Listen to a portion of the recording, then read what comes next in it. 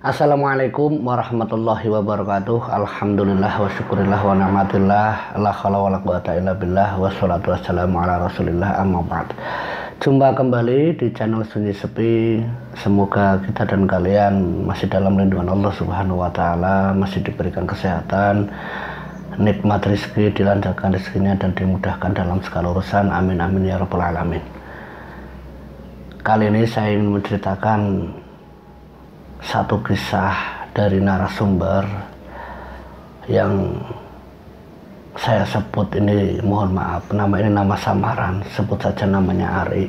Ari ini ingin menceritakan kisah hidup yang dialami ibunya, yaitu dengan hal yang tidak dia inginkan, yaitu saat melihat orang tuanya selama berhari-hari, berminggu-minggu itu mengalami sakit-sakit yang ternyata itu disebabkan oleh susu yang dia gunakan, yang membuat sakaratul maut ibunya itu susah dan tidak mudah untuk diterima.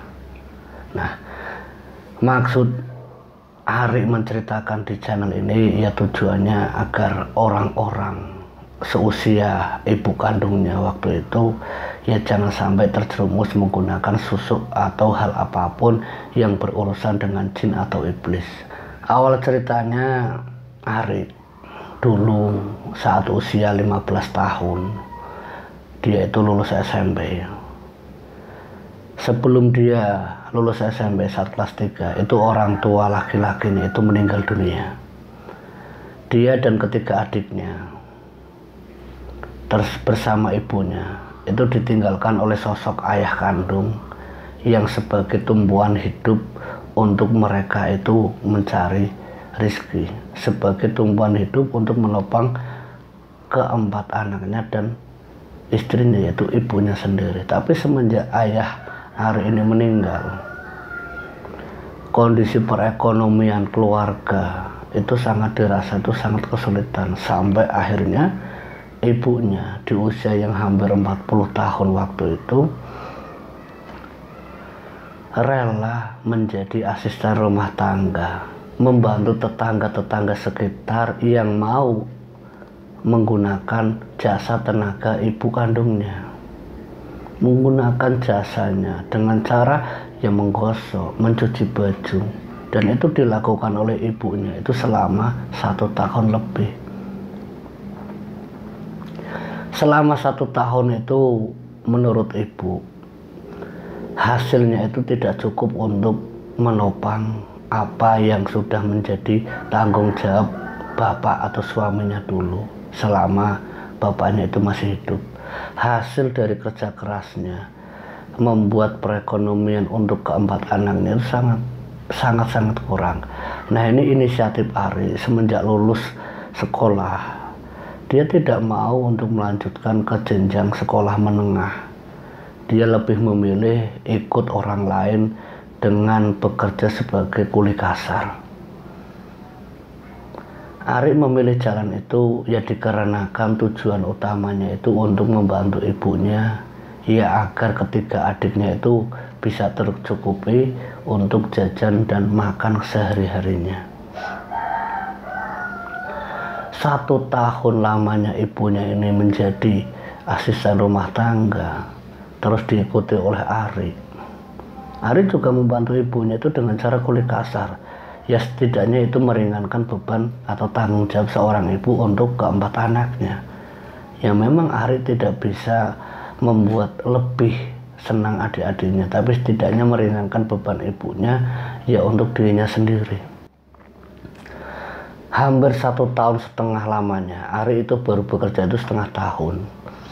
Itu ibu waktu itu Ari itu tidak tahu yang dilakukan ibunya yang sudah tidak lagi menggosok atau mencuci baju di tetangga-tetangganya.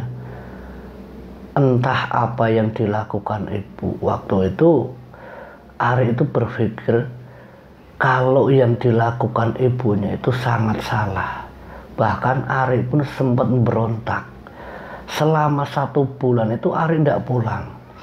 Ari menghilang dan kabur bersama teman-temannya, ya dikarenakan dia harus malu. Malu kenapa?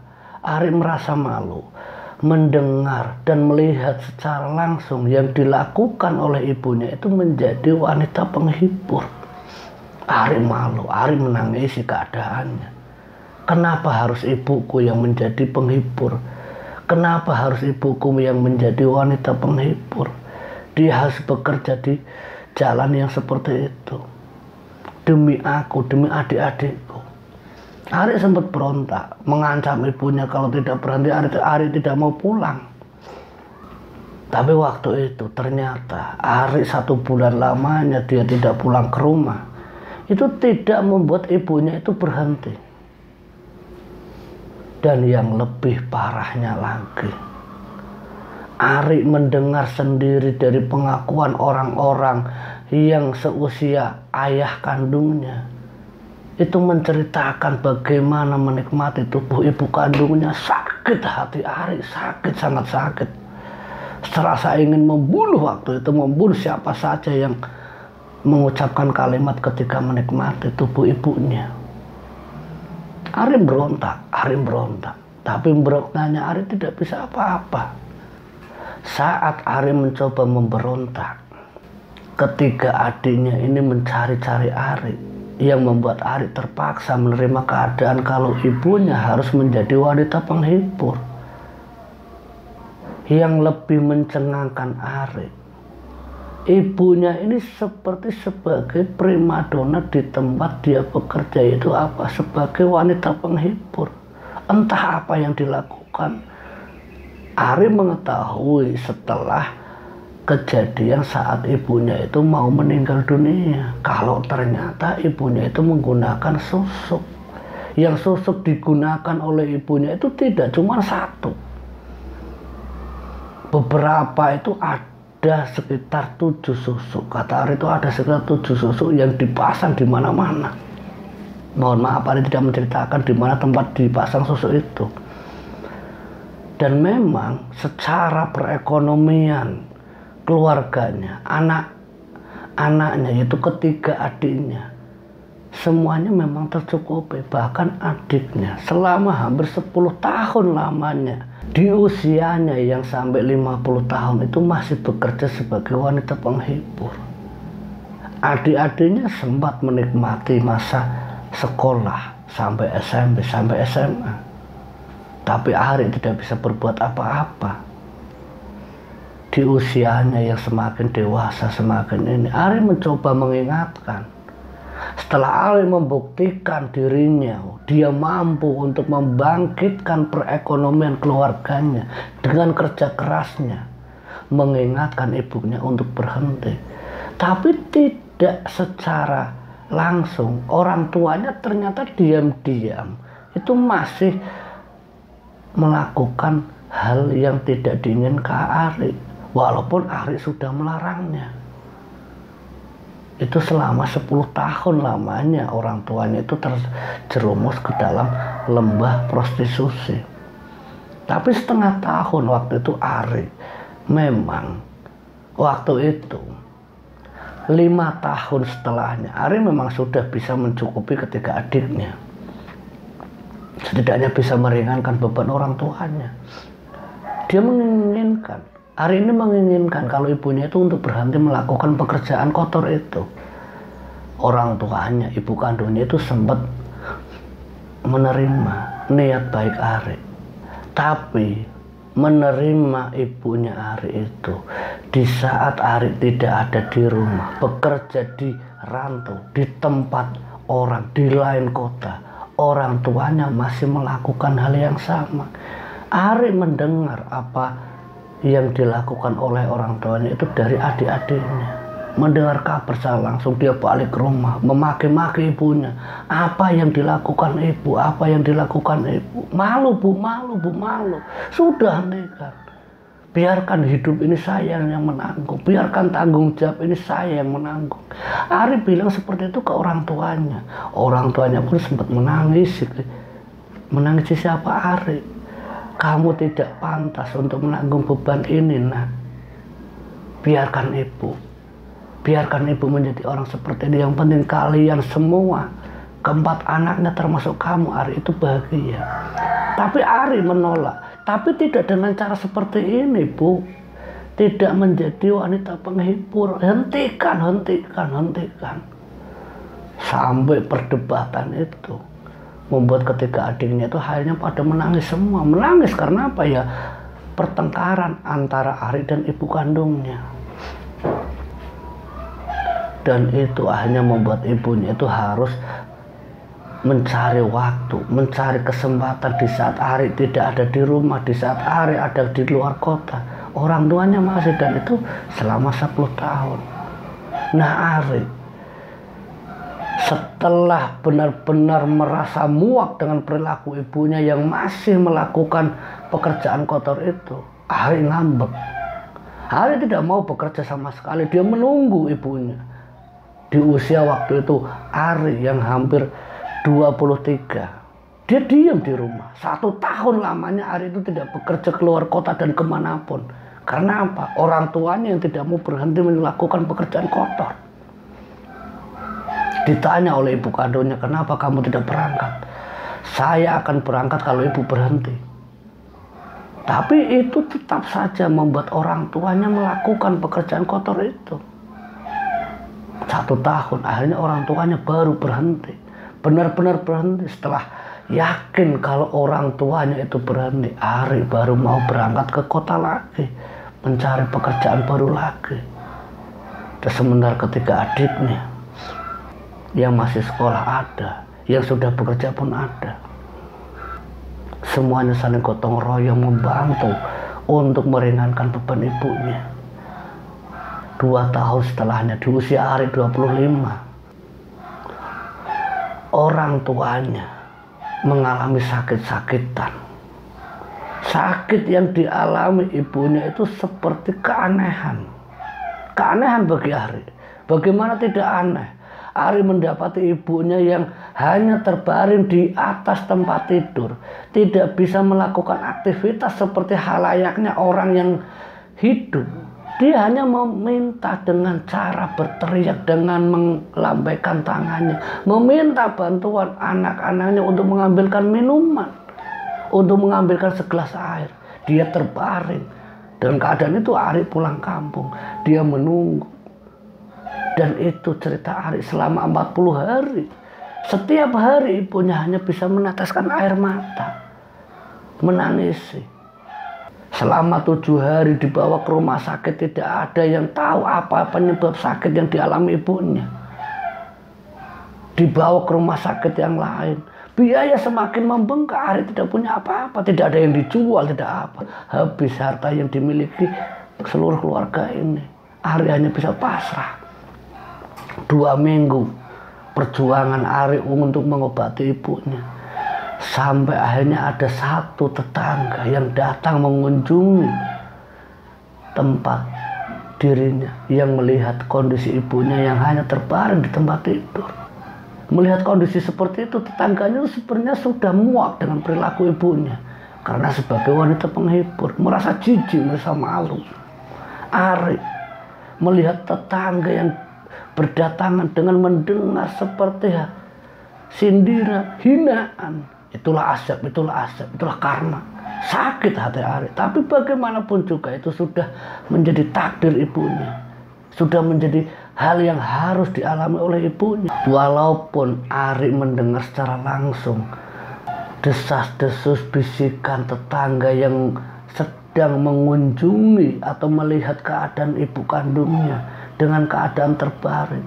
Bisikan itu membuat sakit hati Ari, serasa ingin menangis, serasa ingin menyayat-nyayat hatinya. Sakit hati Ari, cuman apa mau dikata? Itu kenyataan, itu fakta kalau ibunya sebagai wanita penghibur. Saat tetangganya ini datang, mereka memberitahu ke Ari, Ri, mungkin ibu kamu menggunakan susuk. Kemungkinan, awalnya yang didengar Ari itu kemungkinan. Ari seperti tidak percaya kalau ibunya itu menggunakan susuk. Tapi tetangganya itu menjelaskan, apa kamu tidak percaya dengan hal-hal gaib? Saya percaya kata Ari. Tapi apa mungkin ibu saya menggunakan seperti itu? Dan tetangganya itu bilang sama Ari, apa kamu tidak merasa aneh, tidak merasa ganjil kalau ibumu dibawa ke rumah sakit, sudah 2 kali dibawa ke sana ke sini, tidak ada hasil yang signifikan, tidak ada deteksi yang pasti. Apa penyebab kamu itu hanya diam di atas tempat itu? Itu seperti buat saya itu serasa ganjil. Coba kamu cari informasi, cari kebenaran apa yang sebenarnya yang dialami ibu kamu. Waktu itu Ari meminta saran, cari kemana lagi. Sementara keadaan saya, keadaan adik-adik, keadaan ibu, hartanya sudah tidak punya apa-apa. Tetangga itu hanya bilang, saya cuma satu saran ke kamu, coba kamu panggil Kang Lukman, panggil dia, suruh datang ke sini. Terus gimana Kang ongkosnya? Udah, kamu panggil saja. Bilang kalau saya yang panggil. Atas saran orang tersebut, atas saran tetangganya itu, Ari mendatangi Kang Lukman. Kang Lukman datang. Ternyata sudah ada tetangganya. Dia berjabat tangan. Ternyata memang sahabat karib. Diceritakan kondisi ibunya oleh tetangganya. Sementara Ari itu mendengarkan apa yang disampaikan tetangganya ke Kang Lukman. Setelah desas-desus apa yang mereka bicarakan, Kang Lukman melihat kalau yang dialami oleh ibunya, serasa sakit yang diderita oleh ibunya Ari itu semua dikarenakan susuk. Kang Lukman sempat menyampaikan ke Ari, Ari, maaf ini, ibu kamu itu ada beberapa susuk yang terpasang di tubuhnya, dan itu harus dikeluarkan. Jika tidak, keadaan ibu kamu akan semakin parah. Parah bagaimana? Keadaan ibu kamu saat sakaratul maut itu datang, malaikat pun akan menghindar karena adanya jin yang bersarang di tubuh manusia atau seperti dalam tubuh ibumu. Terus bagaimana Kang Lukman? Apa yang harus saya lakukan? Mintalah perlindungan sama yang di atas, memohon semoga ibu kamu dimudahkan dalam sakaratul maut. Bagaimana caranya? Saya serahkan saja, kata Ari, saya serahkan semuanya ke Kang Lukman. Tolong Kang bantu Kang ibu saya. Beberapa hari setelahnya, mungkin kisaran itu hampir 17 atau 18 hari, Ari mengingat Kang Lukman itu datang dengan para teman-temannya dan para santrinya. Itu datang mendoakan. Sementara tangannya Kang Lukman, keduanya itu seperti bergerak di atas tubuh ibunya yang terbaring lemas, itu seperti bergerak sembari seperti membuang, bergerak, dan itu dilakukan beberapa kali. Waktu itu Ari nanya, apa yang sampai lakukan Kang Lukman? Mohon maaf, itu susuk yang ada dalam tubuhmu, semoga Allah mengizinkan susuk itu keluar dan pergi dari tempat ini, pergi ke tempat asal. Ari nanya, ada berapa Kang? Sebentar, belum selesai. Ini baru 3 susuk yang ada dalam tubuh ibu kamu yang keluar. Sementara 4-nya, mohon maaf, kita dan seluruhnya ini terasa mungkin butuh hari lagi, butuh waktu untuk istirahat. Ya udah Kang Lukman, bagaimana baiknya untuk keadaan ibu? Waktu itu kakinya itu udah mulai bisa bergerak. Yang tadinya hanya terbaring, kakinya lambat laun itu bisa seperti untuk ditaruh di tanah. Cuma tubuhnya itu masih berat. Tubuhnya itu seperti kaku. Beberapa hari setelahnya datang lagi Kang Lukman dengan para santrinya, dan itu dilakukan kurang lebih itu hampir setengah bulan lamanya. Setengah bulan lamanya Kang Lukman itu dengan para santrinya itu mencoba membantu Ari dengan izin dan kuasa Allah. Alhamdulillah, kata Ari, lewat Kang Lukman ini seluruh susuk yang ada di tubuh ibu kandungnya itu semuanya terlepas, semuanya keluar dan dikembalikan ke tempat asalnya. Karena apa? Sang pemilik susuk itu sudah meninggal dunia. Dengan cara yang dilakukan Kang Lukman, alhamdulillah, bismillah, semua itu bisa keluar. Tapi seminggu setelahnya, yang dialami ibunya, dia inginkan dia itu merasa tobat. Dia sempat mengucapkan kalimat 2 syahadat. Dia sempat meminta untuk bimbingan agar dia itu bisa melakukan sholat, tapi dengan keadaan yang tubuh itu sudah lemas, tidak berdaya. Walaupun susuk itu sudah terlepas dari tubuhnya, tapi tubuh itu terasa seperti tubuh yang sudah mati, tidak bisa merasakan apa-apa. Ibunya Ari itu sempat bilang seperti itu ke Ari sebelum dia itu meninggalkan Ari, sebelum meninggal dunia. Sementara ketika adiknya hanya bingung menangis keadaan ibunya. Saat sakaratul maut memang sudah saatnya tiba, menjemput ajal, menjemput ruhnya ibu. Ibu alhamdulillah kata Ari bisa meninggal dalam keadaan husnul khotimah, dalam keadaan dia masih memakai mukena, dalam keadaan terbaring dia masih menginginkan untuk beribadah. Walaupun hanya beberapa hari dia setelah bertobat dia melakukan sholat 5 waktu istiqomah, tapi Ari yakin insya Allah almarhumah ibunya bisa diterima di sisi Allah dengan tobatnya, walau itu hanya beberapa hari. Nah, Ari mengingatkan untuk adik-adiknya, doakan ibu kamu, semoga amal baik ibu kamu diterima dan amal buruknya itu diampuni. Ketika adiknya itu sampai beberapa tahun setelahnya terus-terusan mendoakan sampai hanya mereka itu punya keluarga masing-masing. Semoga dari kisah ini kita bisa ambil hikmah dan pelajaran tentang bagaimana pengalaman Ari yang harus bekerja menjadi kuli kasar demi ibunya agar berhenti menjadi wanita penghibur. Terima kasih untuk kalian yang sudah like, comment, share, dan subscribe di channel Sunni Sepi ini. Semoga channel ini bisa berkembang lebih baik lagi ke depannya. Akhir kata, wallahu muwaffiq ila aqwamit thoriq. Wassalamualaikum warahmatullahi wabarakatuh.